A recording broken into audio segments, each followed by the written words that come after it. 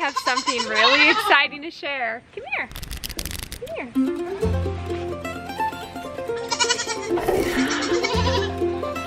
Look at this big boy. You can tell he's a boy. This is our newest herd sire. The goats are chewing on the camera right now. He's super cute, and he comes from, you guys probably guessed it, Willow Ranch, one of my favorite herds. He has some of the best lines that I've been coveting for so long, and he is gonna be a nice, good breeder for us. Oh, it's not even focusing. So one of the things that we most need in our herd are rumps. And so this little boy, he has a dam and a grand dam with a nice long wide rump and a nice beautiful udder. And he's super friendly. Huh, aren't ya? You're a chewer.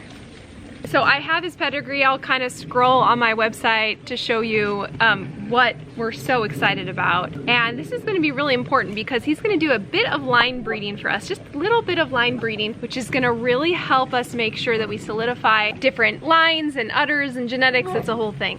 So we'll go more into that when we start the breeding, which won't be till the fall. But until then, this is our new herd sire. Now, Renee at Willow let me choose the name. We kind of worked on it together. Because his dam's name is Nettle Root and his grand dam is Ginger Root, we wanted root.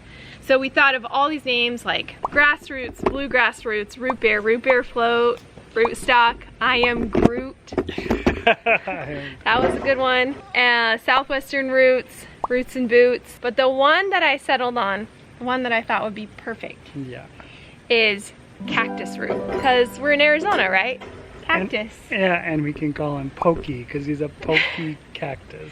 So his nickname's gonna be Pokey, but his official name is Cactus Root. Thought it was perfect for him.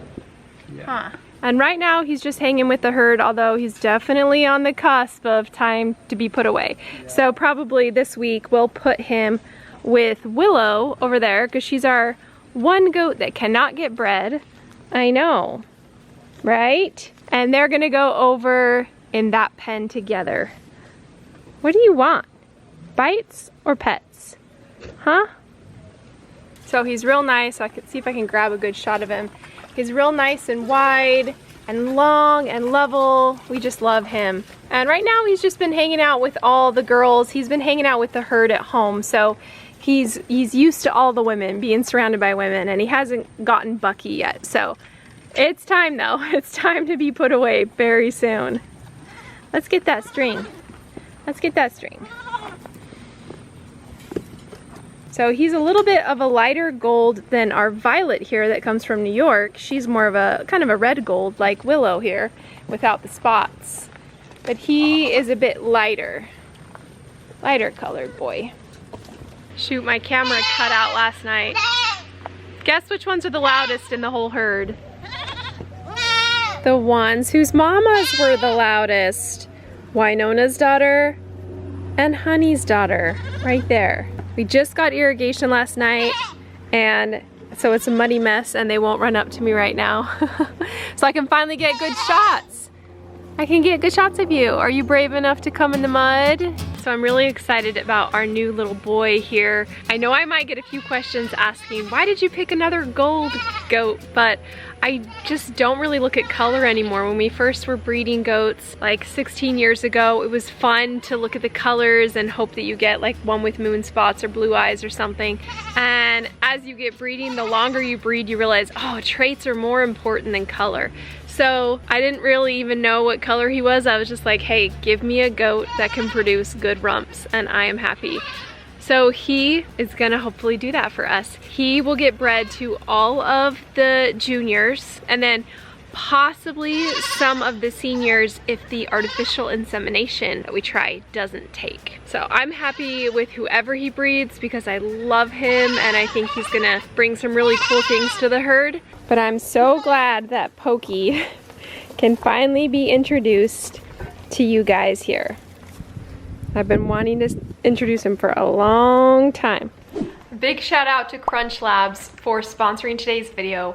I have my niece and nephew here today with us, and we have the perfect build-it-yourself toy for them to try. All right, so you gotta follow the instructions to figure it out. What do you do?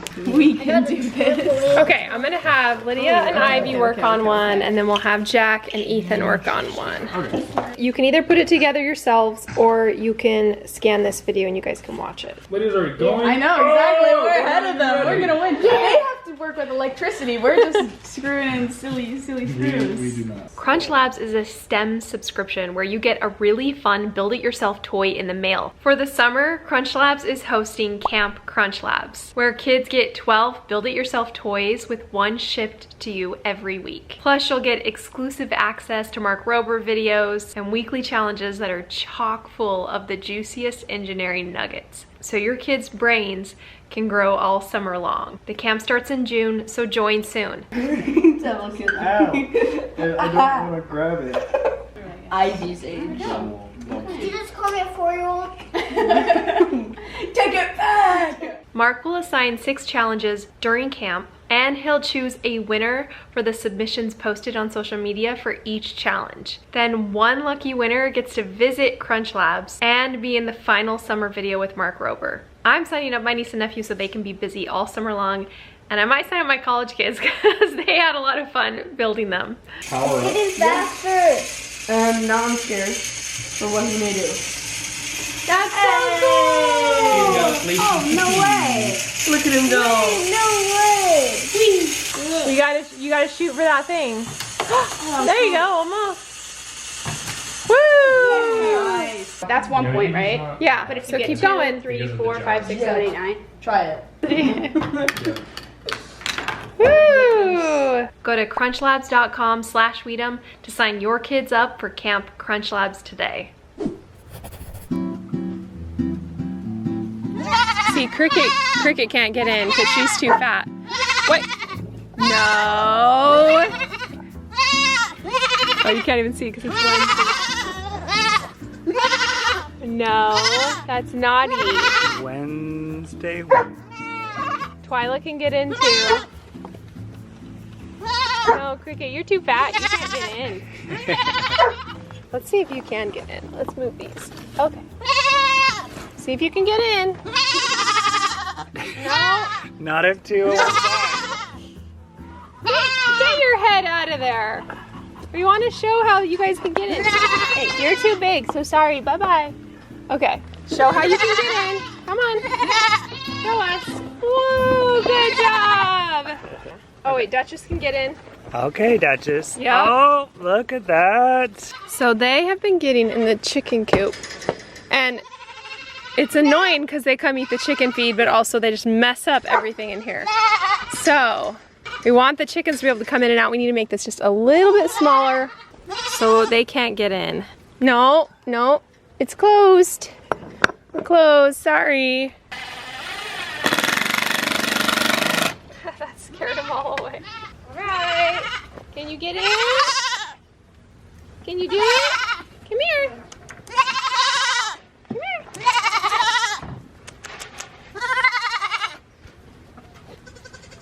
I don't think you can. Oh, they can't. Now we gotta see if the chicken can get through. Too big. You try now. You try. Oh, too big. She wants to try next. Okay, Wednesday, get out so Twyla can do it. Go, Twyla, go. Twyla, you're way. Oh, she got her little knees in there, but no. Yeah, if you pawed it, that might help. This chicken really wants to get back in, so let's see if she can get back in. Yay! She did it! Yay, she did it! Good job! Solved. Oh, this is Violet. She's the littlest one. Let's see if she can get there. She can't get in. You can't get in, huh? We can't, then we're good. What do you think about that? Well, guys, it's not the goat trailer anymore. It's the cabinet trailer. Well, we could put this one on top here as well. If we want to bring it. Or I could just put it in the truck. Well, guys, we had a big week of finding cabinets for the cottage, and it's a crazy story. Something smart, I think. So last week we were thinking about which kind of cabinets we want for the cottage. We definitely wanted cheap repurposed ones. And so I found on Facebook Marketplace, I found this knotty alder that Not cheap ones, they're really so expensive nice. ones, but the rich person was getting rid of them. like, and we say rich person because, guys, this was like the fanciest neighborhood I think we've ever been to. We drove all the way to Scottsdale, North Scottsdale, which is like really, really fancy part of Arizona. And these people were just tearing all these cabinets out just because they wanted new ones. They were like, oh, we think they're outdated. And we were like, we love them. So we jumped on it and we started to try to take them apart. And we had Ethan to help and then Kevin's dad to help. So we got the uppers out first and everything was going well. And we were like, yes, this is going to be easy. this is going to be so easy. And then the plan was to cut this granite, right? Like cut the whole island. We were going to use the granite countertops as well. That was the plan. And it looked like they could just come off from the cabinets, but no. Yeah, it was glued. 2 different pieces of plywood were glued down, and then the plywood was glued to the countertop, and there were no screws to detach the plywood from the cabinet, so there was no getting it off the cabinet. So we basically were feeling pretty defeated at this point, and we were like, I don't think we're going to be able to take these. And we had already paid them a deposit, so we were like, oh crap, we're going to be out all this money. So we were like, oh no. And then we decided to just take what we could. So we're like, you know, our second plan was just to take the fronts. And so basically we took just a few cabinets and we kind of felt defeated. But then they called us and they said, hey, how about we pay our guys to like take out, to like actually break out all the granite and demolish it. They could use their power chisels and demolish all of the granite. And then you can come and you can take the rest of the cabinets. And we were like, okay, that's awesome. That's a great deal. So they did the heavy work for us and we came back a couple days later, so excited because we were actually going to be able to get these cabinets. So these were the cabinet frames we were trying to get. So it still took a lot of work for us to kind of take these apart gently and not break anything. But yeah, this house, they were redoing everything inside. I mean, it was crazy. They were taking out this really nice fireplace, but we got to have all of the kitchen cabinets for only $1,000. And that was, we got a ton of kitchen cabinets for that. We were estimating they were probably worth like, I mean, at least $40,000 because it was the really expensive knotty alder custom cabinets. I didn't get a picture, but we also got a bunch of their laundry cabinets, which were a bunch of upper cabinets as well. So we're super excited about being able to use these in the cottage. They look very cottagey. So after all of that, we've got it loaded into the trailer and we have one cabinet left. We're trying to decide if we need it or not. It's so hard because trying to take somebody else's kitchen cabinets and make them our own is just like, you know, a lot of workarounds. Math. Yeah.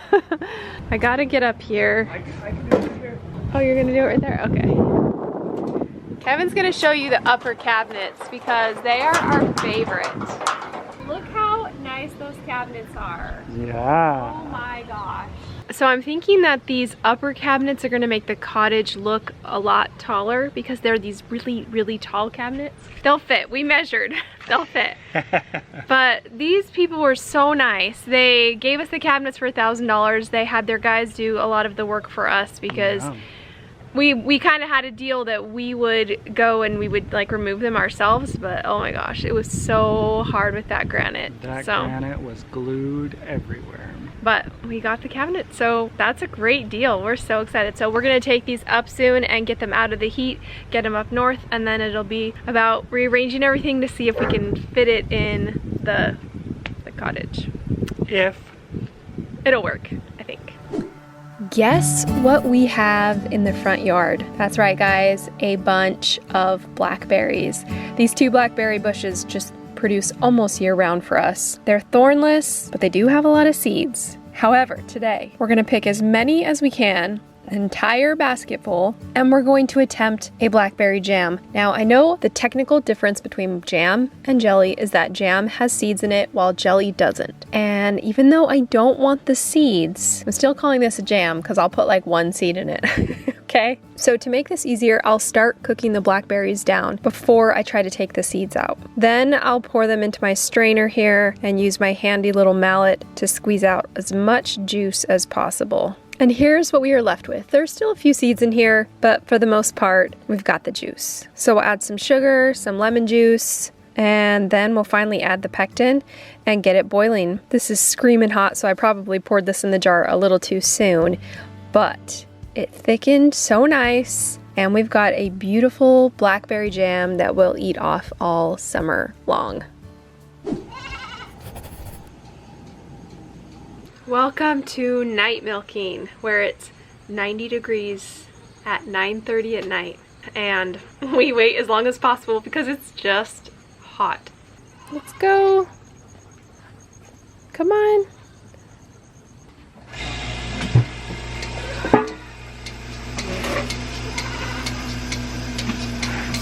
She empties so fast, so it's like 5 minutes and we're done. 1 minute and we're done. Alright, so the current goal is to get River's Milk Star this year. So we just keep milking her all year long, and it's kind of a slow process, but eventually she should get it. Now Reba takes forever to empty. She has a lot smaller teat opening, so a very thin stream comes out.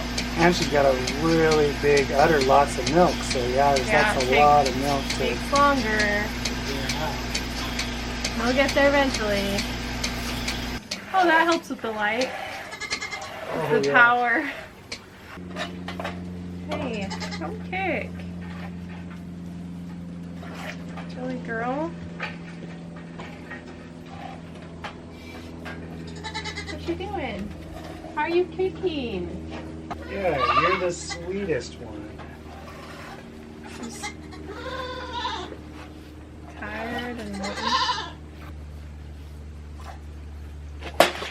Yeah, there's a roach. There's a roach. Why did you tell me? I just saw it right when you. Oh my gosh. I could like see it, and it's like crawling up me. Oh gosh. Oh. That's probably why Reba was doing that. 'Cause she's like. She wanted to protect you. She was like, roach. Come on.